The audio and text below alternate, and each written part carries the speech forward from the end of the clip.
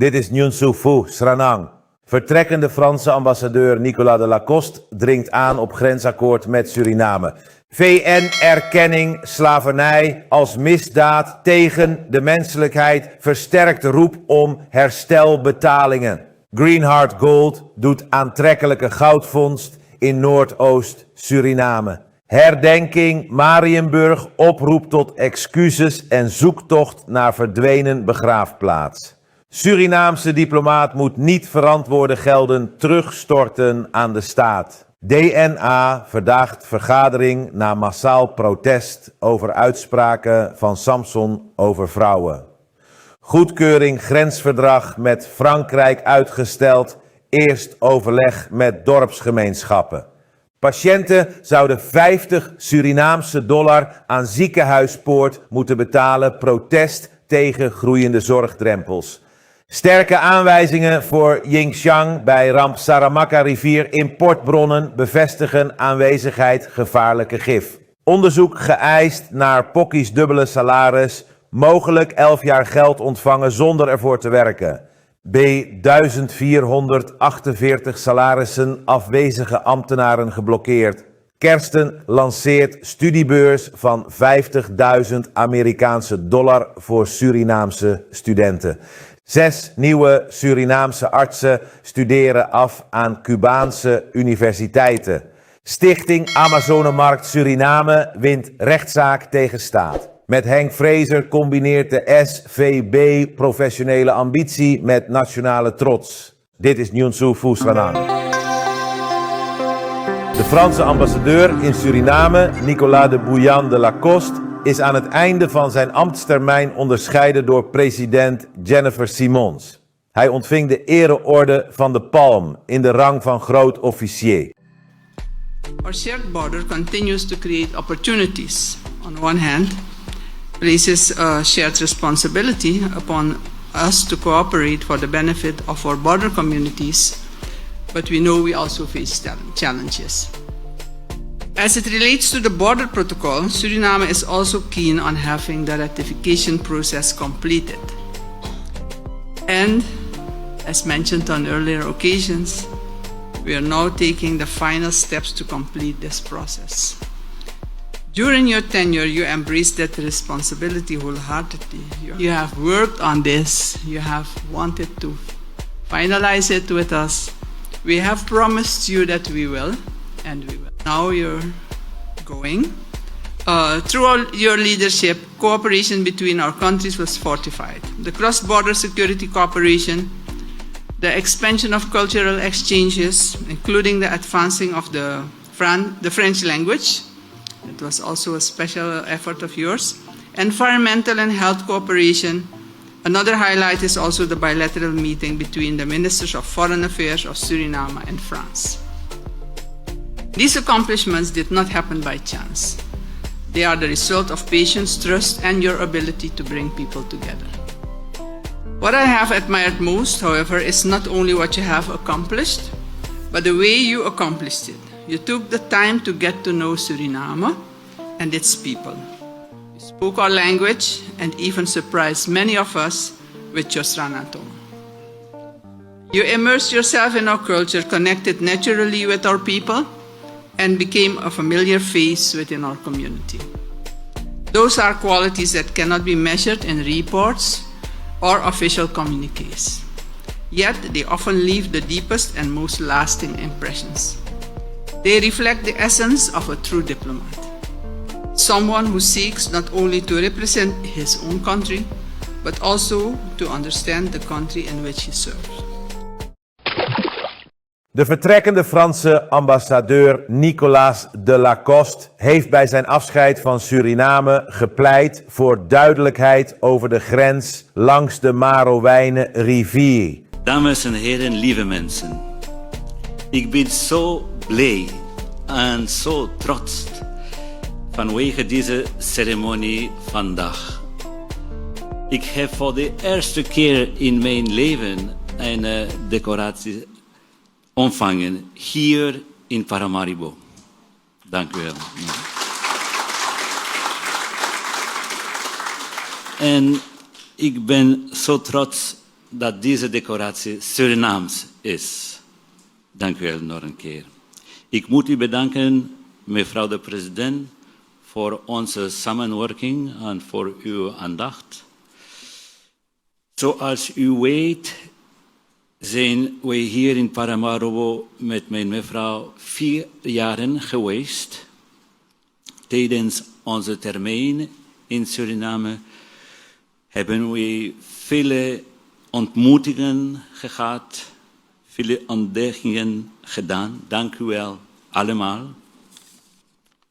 Ik ben zeker dat de relatie tussen Frankrijk en Suriname vandaag sterk is en zich morgen zal versterken.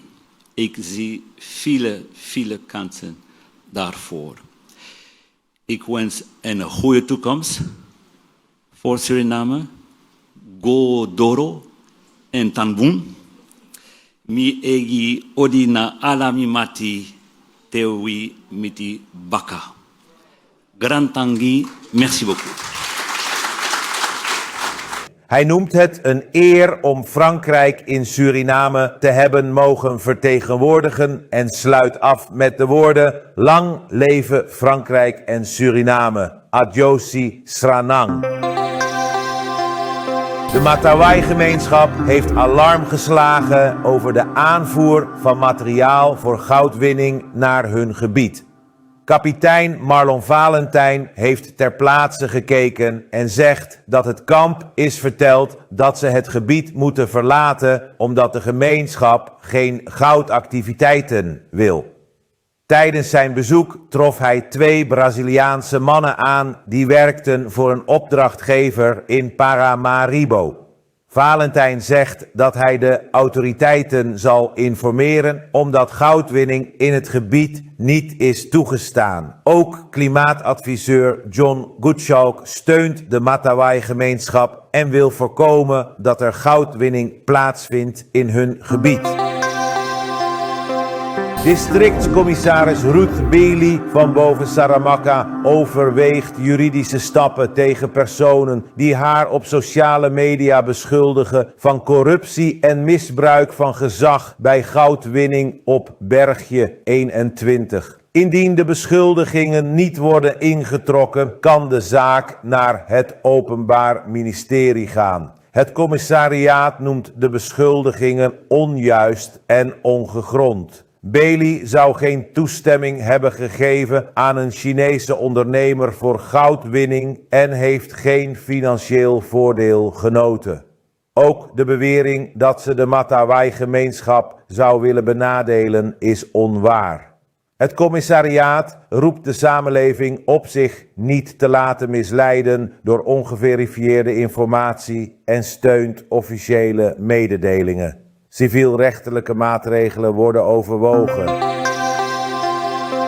De aanstelling van Henk Fraser als nieuwe bondscoach van het Surinaamse nationale voetbalelftal betekent meer dan alleen een trainerswissel. De Surinaamse Voetbalbond, SVB, koppelt sportieve ambitie aan culturele identiteit en nationale eenheid via een doordachte communicatiestrategie. Fraser, geboren in Paramaribo en gevormd in Nederland, versterkt het gevoel van nationale trots. De SVB introduceert ook de merknaam Natio Green Guardians, waarmee het team een moderne en professionele uitstraling krijgt. Frasers ervaring en autoriteit zijn essentieel voor het strategische traject van de SVB, dat gericht is op duurzame prestaties.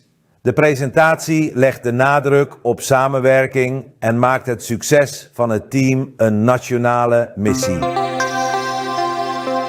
Jurist en oud-minister Jennifer van Dijk-Silos bekritiseert het niveau van het politieke debat in de Nationale Assemblée van Suriname. Ze stelt dat debatten vaak uitmonden in beledigingen, waardoor ze de vergaderingen niet volgt.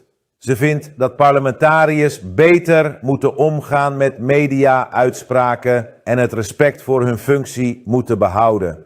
Van Dijk-Silos roept op tot verandering in DNA en vindt dat alle politici verantwoordelijk zijn voor hun gedrag. Ze reageert ook op de opmerkingen van VHP-parlementariër Cedric van Samson en verwacht dat de partij zich distantieert van zijn uitspraken. De CARICOM Reparations Commission, CRC, zegt dat de strijd voor herstelbetalingen sterker is geworden door een VN-resolutie. Deze erkent de transatlantische slavenhandel en slavernij als ernstige misdaden tegen de menselijkheid. Emancipatiedag krijgt dit jaar extra betekenis omdat de VN bevestigt dat deze misdaden zware gevolgen hebben. De commissie benadrukt dat slavernij nog steeds zorgt voor ongelijkheden en dat dit internationale gesprekken over herstel rechtvaardigt. Ze roepen landen op om de Durban Declaration te hernieuwen en lanceren een 10-puntenplan voor herstel dat onder meer verontschuldigingen en investeringen vraagt. Het Canadese mijnbouwbedrijf Greenheart Gold heeft veelbelovende goudwaarden ontdekt tijdens de eerste boorcampagne bij het IGAP-project in Suriname. Bij boorgat IGBD 26-007 in het Kula-doelgebied werd een gemiddeld goudgehalte van 5,82 gram per ton over 7 meter aangetroffen. Er zijn in totaal 17 boringen uitgevoerd in 3 doelgebieden met sterke resultaten in Kula. De goudafzettingen lijken verband te houden met breuk- en spanningszones in gesteente. Sleuvenonderzoeken toonden ook positieve resultaten, zoals 2,13 gram per ton over 22 meter bij Cannibal Creek. Greenheart bereidt nieuwe boringen voor en werkt ook aan het Mayoro Dam-project met 160 reverse circulation boringen uitgevoerd, waarvan veel resultaten nog ontbreken. De lichamen van de slachtoffers van de gebeurtenissen in Marienburg in 1902 zijn nooit aan hun families teruggegeven en zijn met kalk in een geheime kuil begraven. De locatie is onbekend. Tijdens de jaarlijkse herdenking in Amare, Den Haag, werden 16 slachtoffers en 8 gewonden herdacht. Stichting Eerherstel Marienburg vroeg de Nederlandse en Surinaamse overheid om verantwoordelijkheid te nemen voor het onrecht en om excuses aan te bieden. Ze willen de geheime begraafplaats opsporen met moderne technieken en pleiten voor een monument in Den Haag. Historicus Yaswina Elahi sprak over de veerkracht van vrouwelijke contractarbeiders. De bijeenkomst toonde de behoefte aan erkenning van dit koloniale verleden.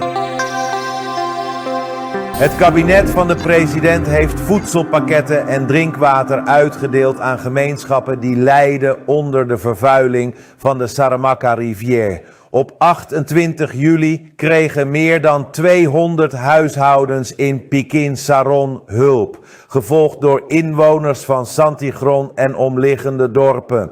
De vervuiling heeft geleid tot vissterfte, waardoor de dorpen geen rivierwater meer kunnen gebruiken. De kapiteins van verschillende dorpen benadrukken het belang van de voedselpakketten en vragen om verdere ondersteuning en structurele oplossingen. Het bureau Volkscontacten meldt dat andere getroffen dorpen ook gesteund zullen worden en er een lange termijn aanpak zal volgen.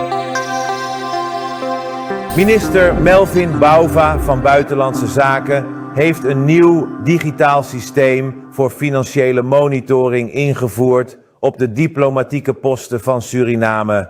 Maar want malversaties zijn al een etiket en een bevestiging van onregelmatige, daar heb ik vooral over gesproken, onregelmatige rapportages en onvolledige rapportages. En natuurlijk zijn de mensen daartoe aangeschreven om alsnog de zaken te verduidelijken waar dat nodig en mogelijk zou zijn. In één geval is dat reeds gedaan en zelf moet ik zeggen, de errors die zijn waargenomen worden in een regeling terugbetaald. Dus we zijn in een ongoing proces. En in andere gevallen zijn nu de diplomaten die er zijn, dus ter plaatse, zijn daar om dus hun deel van het werk te doen.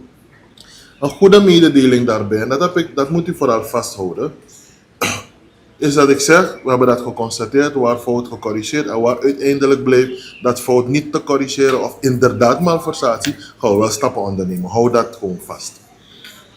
Wat ik daarnaast heb gezegd, is dat ik wel in plaats heb gebracht een systeem waarbij wel elke post een financiële verantwoordelijke heeft, wat niet het geval was. Dat deed de ambassadeur of wees iemand aan vrijwillig om dat te doen. Dat is nu het geval en ik heb aangegeven waar we het niet kunnen betalen is geclusterd, hè, de kleine. Okay, dat heb ik u voorgehouden. Ja. Wat we daarnaast hebben gedaan, en dat gaat u binnenkort in breder verband zien, want ik zei nog tegen de mensen, ik wil dit toch wel ook in een zekere lounge en een breder verband brengen, is dat we middels een systeem, een IT-systeem en een landingspagina en een volledig geautomatiseerde procedure dat we nu launchen en zullen hanteren op het ministerie, het mogelijk zullen maken dat men on time, dus je voert in, de template is online en dat je dus on time gewoon kan invoeren, zodat het je ontvangt en je kan direct aangeven. En verder wordt dus contact zeg maar zodanig onderhouden via een online systeem, via, hoe moet het systeem te goed hoor, ik dacht dat het moet heten en de ambassadeur gaat me kwalijk nemen die dat doet. Het is geen QuickBooks, maar een andere.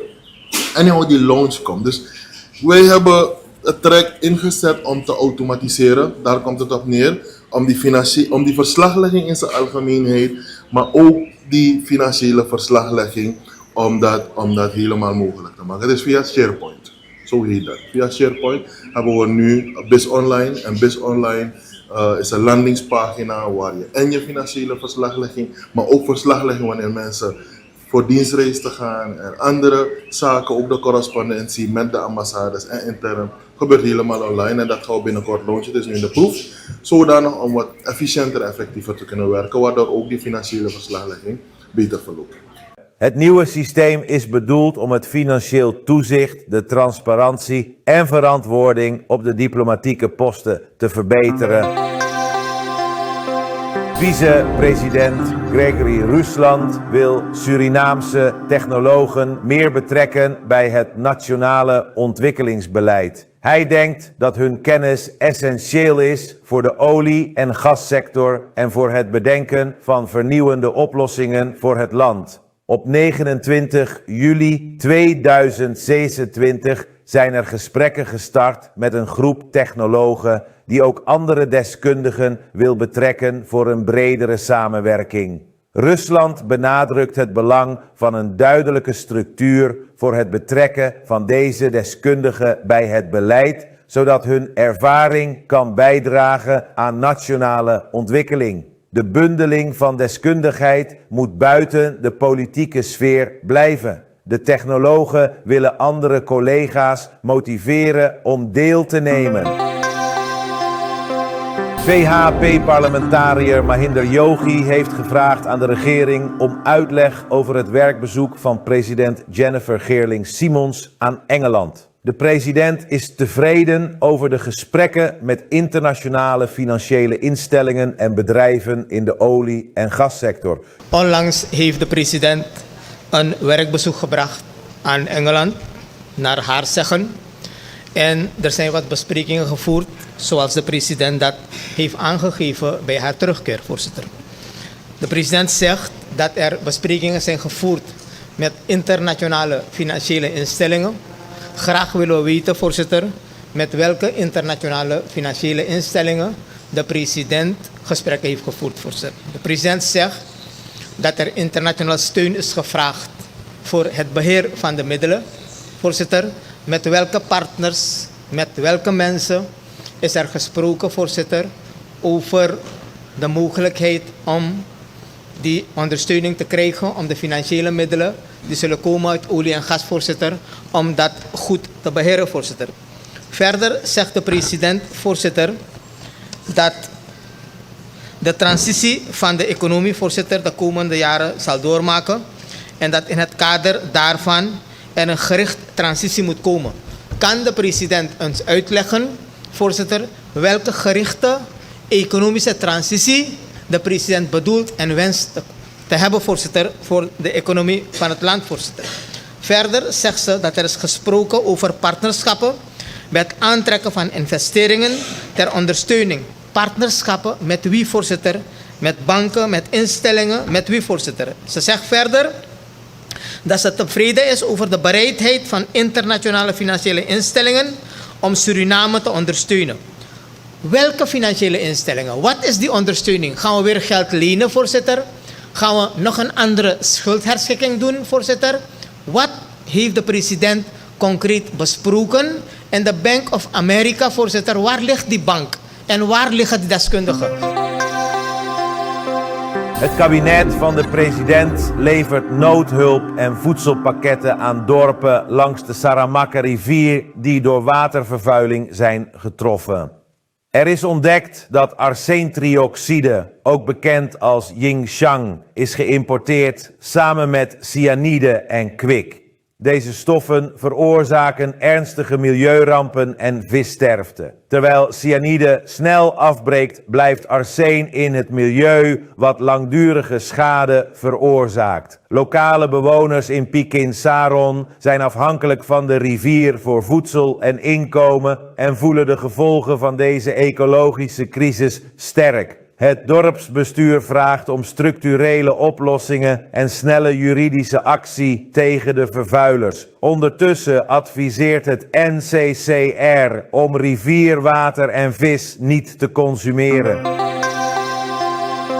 De Nationale Assemblée, DNA, heeft de bespreking van het grensverdrag tussen Suriname en Frankrijk over de Marowijnen en Lawa-rivier voorlopig stopgezet. Dit is gedaan omdat het traditioneel gezag om overleg met betrokken dorpsgemeenschappen heeft gevraagd. DNA-voorzitter Ashwin Adin vindt het belangrijk om de wensen van de tribale gemeenschappen te respecteren. Er zijn dit weekend 2 belangrijke bijeenkomsten. De Pamaka en de Aukaners houden Krutus om meer informatie te krijgen over het grensprotocol. De regering bevestigt dat het verdrag geen invloed heeft op het gebruik van de rivier door lokale bewoners. Na de consultaties zal de bespreking van het verdrag vermoedelijk volgende week worden hervat. Vrouwelijke assembleeleden verlieten uit protest de vergaderzaal na kwetsende uitspraken van VHP-parlementariër Cédric van Samson over vrouwen in politieke rollen. Zijn woorden leidden tot verzet van alle coalitiefracties. Als nu het lid van Samson zegt, ja toch, dat hij een bepaalde, de president geen vrouw moet zijn, of dat vrouwen geen president moeten zijn.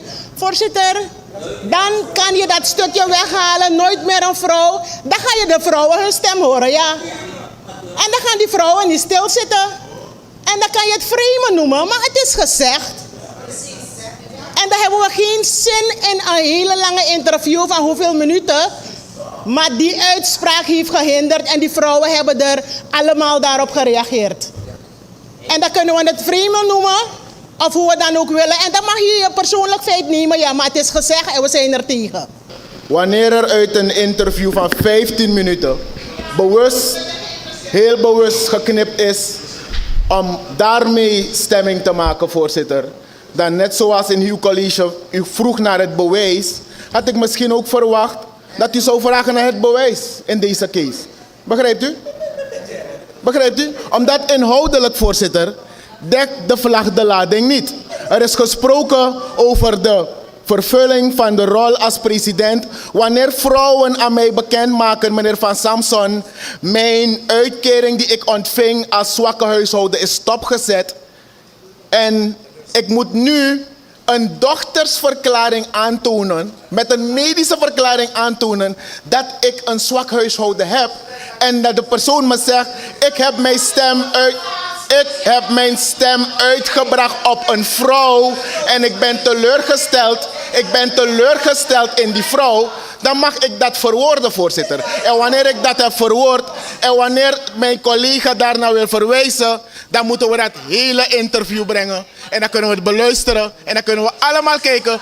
De beloften die zijn gedaan, wanneer er beloofd is aan het volk, dat er hier rekenschap gegeven zal worden, verantwoording genomen zal worden. Maar wanneer de president schittert van afwezigheid, voorzitter, en ik dat aantameer, en we praten over 500 zoveel kilogram kwik verloren, en we gaan in comité-generaal, dode vissen op Saramaka, en we horen nog niets van de president. En wanneer ik dat in een interview zeg, dan moet men alles brengen. Alles. Niet alleen wat men wilt horen. Want wanneer je een verantwoordelijke positie hier invult, dan maakt het niet uit man of vrouw. Als een vrouw zich niet hoeft te verantwoorden, dan gaan we komen op die conclusie. Die vrouw moet zich verantwoorden, ze is president. Punt uit, voorzitter. Voorzitter, het lid heeft inderdaad in een interview, wat de aanleiding ook mocht zijn, voorzitter, heeft het lid gezegd dat een vrouw nooit meer president van dit land mag worden. Voorzitter, ik wil dit onderbouwen. Een voorbeeld. De VHP-fractie heeft daar een vrouw, lid Matura, die misschien bijvoorbeeld ambities heeft om president te worden in de toekomst. En volgens lid van Samson mag een vrouw nooit meer president worden van dit land. Voorzitter, respect hebben voor een vrouw leer je. Het wordt je aangeleerd. We zijn allemaal uit een vrouw gekomen. Na mama mek u. De manier hoe je over vrouwen praat en met vrouwen omgaat, voorzitter, zegt veel over wie je bent. En het zegt veel van wie lid van Samson is, voorzitter. En wij vrouwen in de Nationale Assemblée, ongeacht ben je van de oppositie of de coalitie, gaan dit niet pikken van geen enkel lid. Dus laat dit lid zijn excuses aanbieden of die woorden terugtrekken en zich corrigeren, maar niet hier komen doen alsof we zaken uit context hebben gehaald. Hoezo nooit meer een vrouw een president? Wie bepaalt dat? Dat is niet voor lid van Samson om te bepalen. Hij beliedigt de vrouw. Voorzitter, het is duidelijk dat wij het lid van Samson willen helpen, voorzitter. Voorzitter, ik ga een voorbeeld hier aanhalen om de nadruk erop te leggen dat het niet uitmaakt voor ons, voor mij, om welke vrouw het maar gaat, zolang het discriminatie is, voorzitter. Voorzitter, in het vorige termijn heeft het geachte lid Joggi buiten de microfoon een beledigende term geschreeuwd naar toen lid Ramdien, die als voorzitter aanzat, voorzitter. Voorzitter, wij van de NDP-fractie hebben toen gebundeld. Lid Vreedzaam heeft aangetrokken, voorzitter. En we hebben gebundeld en gezegd, wij ondersteunen de vrouw in deze lid Ramdien. En ze is van de VHP-fractie, voorzitter. Voorzitter, dus wat we hier aan het doen zijn, wij willen het lid helpen. Het gaat om de vrouw. En wanneer wij vrouwen bundelen, lid van Samson, we zijn niet te verslaan. We hebben toen gebundeld en lid Joggi, ik zie u indrukken, maar ik kan me heugen dat u terug bent gekomen erop en dat u netjes hebt verontschuldigd, lid Joggi. U hebt netjes verontschuldigd. De gewezen voorzitter B zit hier in de zaal, voorzitter. Voorzitter, dus nogmaals, mijn ordevoorstel is dat wij het lid helpen. En dat we deze vergadering schorsen totdat hij tot inkeer is gekomen en netjes zijn verontschuldiging wil aanbieden aan de Surinaamse vrouw. Van Samson weigerde excuses aan te bieden, wat de discussie verhitte. Uiteindelijk besloot voorzitter Ashwin Adin de vergadering voor onbepaalde tijd te schorsen, terwijl de coalitie haar spijt betuigde aan de Surinaamse samenleving, vooral de vrouwen.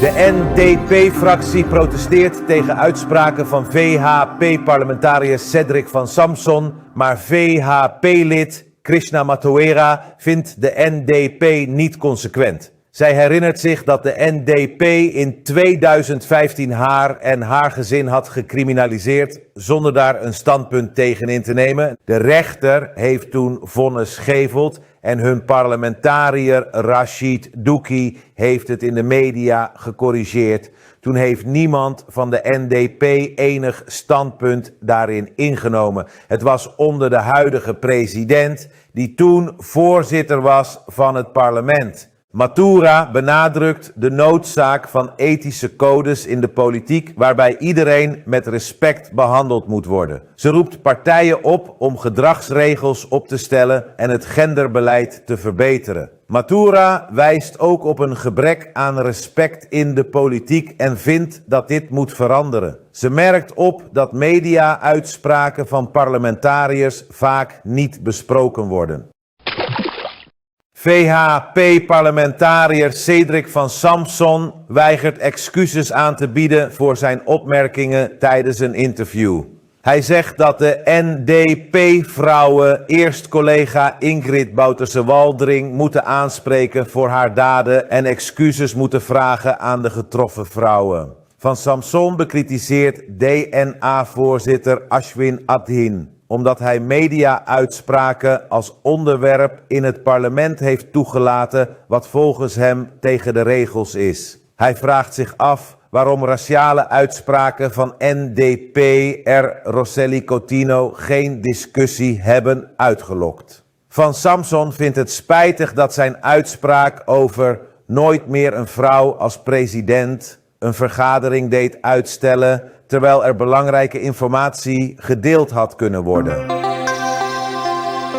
De toegankelijkheid van de gezondheidszorg in Suriname wordt opnieuw bekritiseerd. In een protestbrief aan president Jennifer Simons wordt gewaarschuwd voor extra betalingen, bureaucratische problemen en de slechte staat van sommige ziekenhuizen. De kosten zijn zo hoog dat patiënten noodzakelijke zorg uitstellen of vermijden. De brief, afkomstig van een burgerinitiatief, richt zich ook op een verplichte betaling van $50 voor complex gebruik. Patiënten ervaren problemen door lange afstanden tot voorzieningen en slechte hygiëne. Administratieve eisen zorgen daarnaast voor verwarring. Er wordt opgeroepen om duidelijkheid te geven over de extra kosten en om de toegankelijkheid van de gezondheidszorg te verbeteren. Voormalig president Ramsewak Shankar, 88, kijkt terug op zijn moeilijke tijd als president van Suriname van 1988 tot 1990, maar is tevreden met zijn inzet voor het land. Hij was nooit bang, ook niet tijdens een geweldsincident met 2 beveiligers van Ronnie Brunswijk die werden doodgeschoten. Shankar zou in dezelfde situatie anders handelen, vooral met het leger dat veel geld ontving voor verschillende activiteiten. Hij stelt dat dit regelmatig voor problemen zorgde en dat het leger maandelijks $500.000 Amerikaanse dollar ontving voor onder meer het betalen van spionnen op ambassades en andere activiteiten. Na zijn presidentschap was hij regeringsadviseur en in bedrijven actief. Hij heeft geen spijt van zijn keuzes, maar betreurt verkeerde vriendschappen. Hij is gelukkig getrouwd en heeft 4 kinderen. Volgens een bericht van UK News, dat is gebaseerd op informatie van het Franse persbureau AFP, wordt illegale goudwinning langs de grens van Suriname met Frans-Guyana als een grote bedreiging gezien. Frankrijk vraagt om samenwerking om deze kwestie aan te pakken. In 2021 ondertekende Suriname een overeenkomst met Frans-Guyana, maar deze is nog niet geratificeerd. Illegale mijnbouw aan de Surinaamse kant is actief en veroorzaakt milieuschade. Inheemse rechtenactivist Jupta Ituaki waarschuwt voor hoge niveaus van kwik en arsen in het gebied. Frankrijk heeft 500 soldaten gestuurd tegen illegale mijnbouw en dringt aan op ratificatie van de overeenkomst door Suriname. Minister Marinus B. van Binnenlandse Zaken heeft aangekondigd dat de regering 1448 salarissen heeft geblokkeerd van overheidsmedewerkers die niet op hun werk verschenen. Dit bespaart naar schatting 200 miljoen Surinaamse dollar per jaar. Een paar maanden geleden hebben we inderdaad gezegd, we hebben geconstateerd dat 2000 zoveel mensen onvindbaar zijn. En we hebben toen een registratie gehouden om ze een laatste kans te geven om zich aan te melden. Van die 2154 waren 39 gekomen. Dus het betekende dat 2000 zoveel niet zijn gekomen, niet zijn bij die registratie gekomen. Dus het traject was dan inzetten om die mensen hun salaris te blokkeren, maar ook ze uit de overheid dienst te krijgen. En ik mag u vertellen dat we behoorlijk zijn opgeschoten wat dat betreft. Natuurlijk is het een moeilijke traject. En de overheid moet zich altijd houden aan wetten en regels. Dus wanneer mensen zeggen, blokkeer alles. Je kan inderdaad blokkeren, maar dan verlies je zo'n rechtszaak. Je moet de procedure in acht nemen. En dat doen we. Van die 2154 en 39 mensen zijn wel geweest. Dus van die groep hebben we op dit moment 1253 salarissen al geblokkeerd. Ja? En dan nemen we mee die groep vanuit Binnenlandse Zaken zelf. 172 salarissen zijn ook geblokkeerd. En die groep van geestelijke, zoals ik had aangegeven, op die zitten we op 96. Dus het komt erop neer dat in de afgelopen maanden we 1448 salarissen hebben geblokkeerd of mensen uit die overheidsdiensten hebben gehad. Van de rest, 896, hebben we, die zijn in proces. Want het kan ook zijn dat al meer dan dat is geblokkeerd, maar die correspondentie, de administratieve afhandeling, want dit is overheidsbreed. Ik ga u middels een voorbeeld geven. Justitie had 148. Van die 148 zijn al 92 afgehandeld. Ja? Maar dan gaan we verder met de correspondenties. Binnenlandse Zaken met die verschillende directoraten, 188. Daar hebben we 153 afgehandeld al. RO, 155, daar zijn er nu 8. Dus daar moeten we op schieten. En ik zie Defensie 334, Bibis 12, Sport en Jeugdzaken 19, Financiën 30, ESOTI 16, LVV 16, Natuurlijke Hulpbronnen 9, AWJ, samen met nu Volksgezondheid 12, Sociaal voor 91, Minau 292, Volksgezondheid 53, OW 85, TCT 21, GBB 9 en Milieu 1. Het kan zijn dat het in die tussentijd meer is, maar die moeten we dan nog administratief daar verwerken bij Binnenlandse Zaken. U begrijpt, alles gaat handmatig, dus die administratie loopt soms achter. Maar op dit moment hebben we 1448 salarissen al geblokkeerd. En dat is een behoorlijke besparing. We komen op 200 zoveel miljoen SRD per jaar. Maar we gaan door. We gaan door. Dus wat meneer Ramoutarsi heeft gezegd, klopt niet.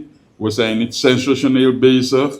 En hij heeft gevraagd naar die informatie om te corrigeren. Ik heb toen gezegd, ik ga zelf corrigeren. Van de geblokkeerde salarissen zijn er 1253 geregistreerd, met extra gevallen van 172 ambtenaren en 96 geestelijken. De afhandeling van overige dossiers is nog bezig en sommige betrokkenen zijn al ontslagen. De opschoning gaat door. Minister Diana Poki van Sociale Zaken en Volkshuisvesting staat onder druk vanwege een dubbele salarisuitbetaling. Burger Armand Waggelmans vraagt om een onderzoek naar de betalingen aan haar met de nadruk op hoe lang deze situatie heeft geduurd. Poki ontving naast haar ministersalaris ook een salaris van het ministerie van Onderwijs, Wetenschap en Cultuur. Ze beweert dat deze dubbele betaling bijna 6 jaar duurde. Maar Waggelmans betwist dit en stelt dat het al sinds 2015 is. Hij vraagt het Openbaar Ministerie om het volledige betalingsoverzicht op te vragen. Hij vraagt ook om terugvordering van onterecht ontvangen bedragen en roept tot verder onderzoek naar mogelijk strafbaar handelen.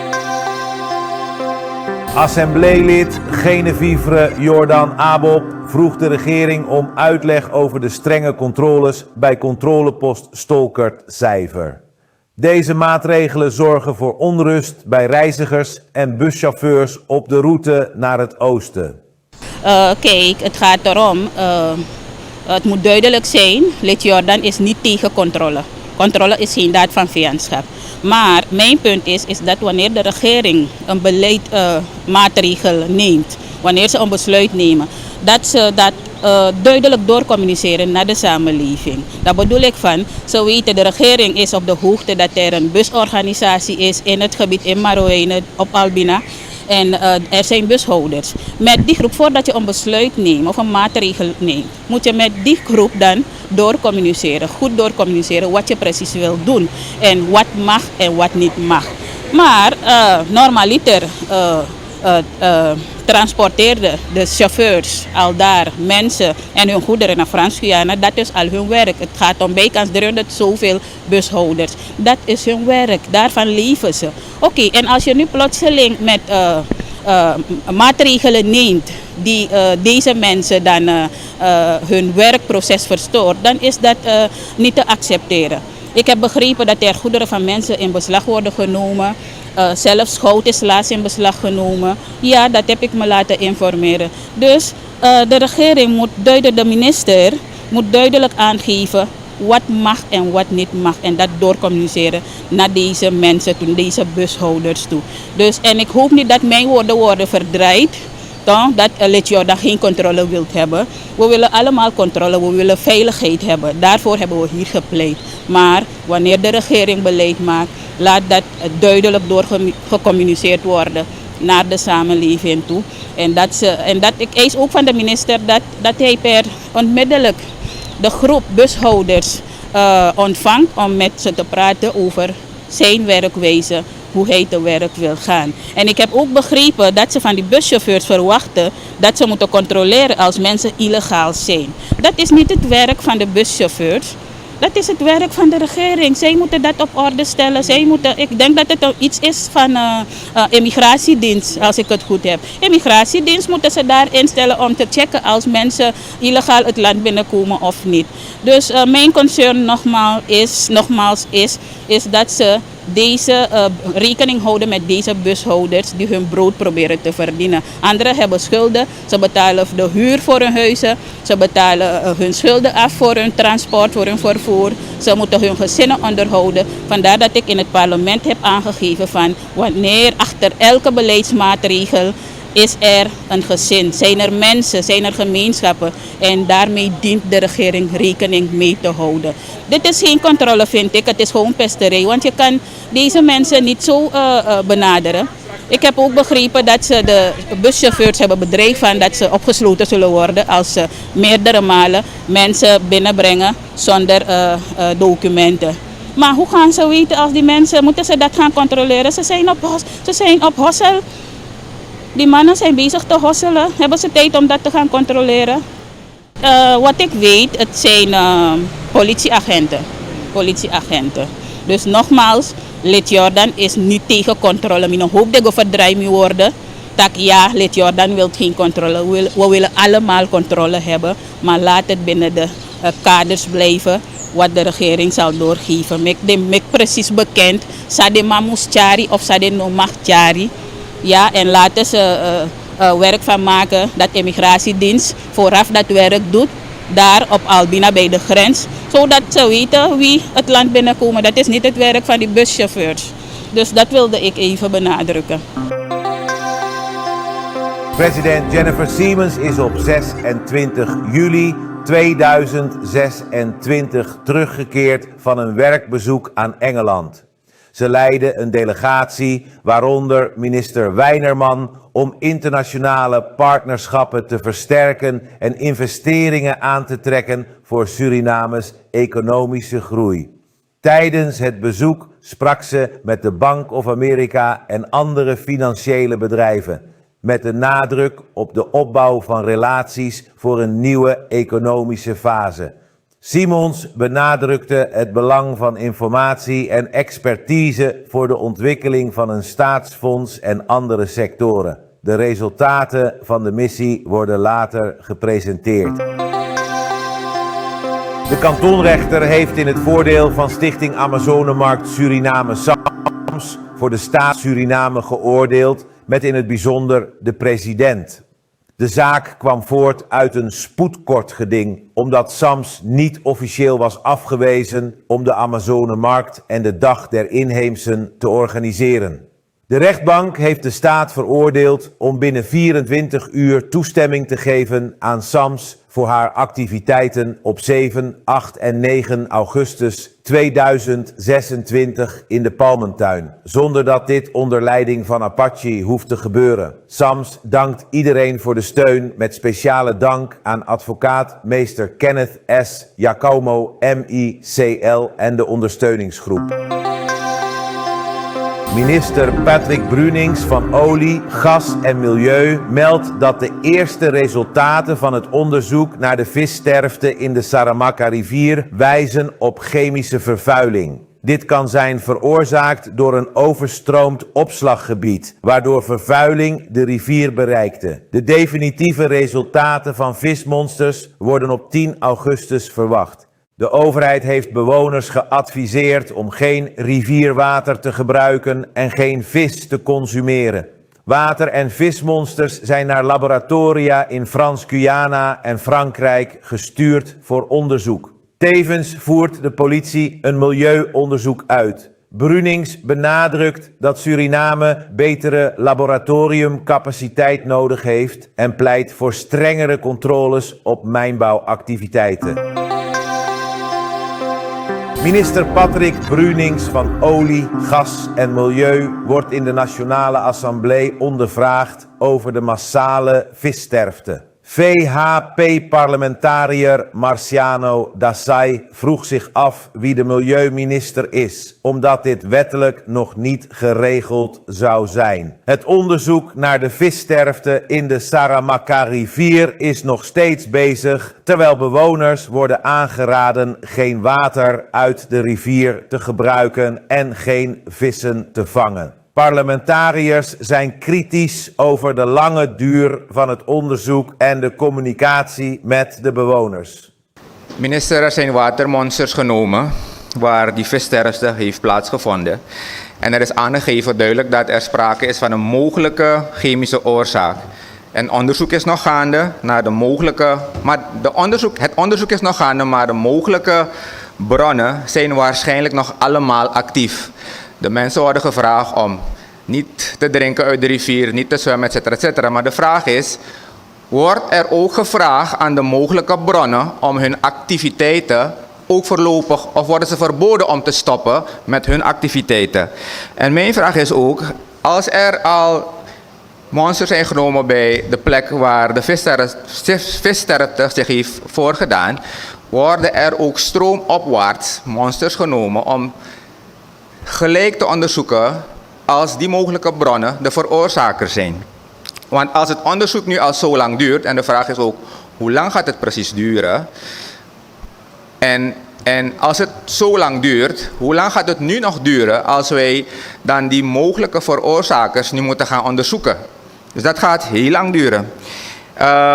En nogmaals wil ik dus ook, ik sluit me aan bij meneer geachte collega Plein. U bent direct geroepen naar de DNA omdat u de milieuminister bent, maar volgens de taakstelling bent u niet de milieuminister. En mijn vraag is, wie is op dit moment de milieuminister? Want het is nog niet geregeld. Wanneer wordt dat geregeld? Dank u wel. Minister Brunings zei dat hij de president al gevraagd heeft om een verantwoordelijke milieuminister aan te wijzen. De Raad van Toezicht, RVT, van de Suriname Toerismeautoriteit STA heeft haar mandaat aangeboden aan minister Raymond Landveld van Transport, Communicatie en Toerisme. Deze beslissing is genomen om een ordelijke overgang te faciliteren en de regering de ruimte te geven voor het toerismebeleid. De huidige bestuursperiode eindigt in september 2026. De RVT heeft verschillende werkzaamheden uitgevoerd, zoals het opstellen van een businessplan en het aanvragen van subsidies. De Raad benadrukt dat ze vrijwillig heeft gewerkt zonder vergoeding. Ze waarderen de samenwerking en wensen de minister succes met de toerismesector.